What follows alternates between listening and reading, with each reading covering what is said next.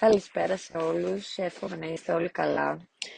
Λοιπόν, σήμερα άνοιξα κάμερα γιατί μόλις βγήκα από μια συνεδρία και είχα μια σκέψη που ήθελα να μοιραστώ μαζί σας.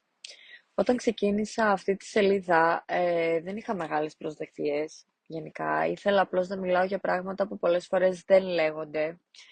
Για την ψυχική υγεία, για τις σχέσεις μας, τα συναισθήματά μας και τέλος πάντων να δημιουργηθεί ένας χώρος όπου κάποιος θα μπορεί να νιώθει ότι δεν είναι μόνος του.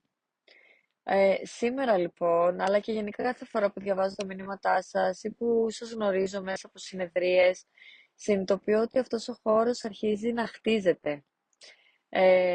Λαμβάνω μηνύματα που με συγκινούν πραγματικά και δεν το λέω για να το πω. Άνθρωποι που πραγματικά δεν με ξέρετε, μου γράφετε ότι τίζεστε με κάποιο βίντεο, ότι βρήκατε λίγη παρηγοριά ή ότι νιώσατε ότι κάποιος σας καταλαβαίνει.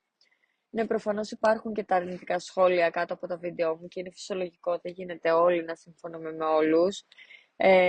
Είναι και αυτό ένα μέρος της έκθεσης όταν επιλέγεις να μοιράζεις τη δουλειά σου και τις σκέψεις σου δημόσια.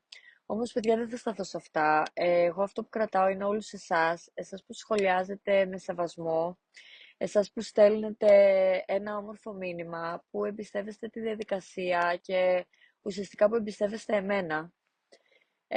Νιώθω πραγματικά ευγνώμων γι' αυτό, γιατί βλέπω ότι αυτή η μικρή κοινότητα μεγαλώνει με ανθρώπους που θέλουν να εξελιχθούν, μεγαλώνει με ανθρώπους που θέλουν να φροντίσουν τον εαυτό τους και να δώσουν χώρο στην ψυχική τους υγεία. Οπότε ναι, ήθελα απλά να σας πω ένα μεγάλο ευχαριστώ για την εμπιστοσύνη σας, για την παρουσία σας και γιατί πραγματικά μου θυμίζετε κάθε μέρα ότι άξιζε να κάνω αυτό το πρώτο βήμα. Σίγουρα έχουμε πάρα πολλά ακόμα να μάθουμε και να συζητήσουμε μαζί. Γενικά χαίρομαι που είστε εδώ. Το εκτιμώ αφάνταστα και σας ευχαριστώ πάρα μα πάρα πολύ. Εύχομαι να έχετε ένα όμορφο βράδυ.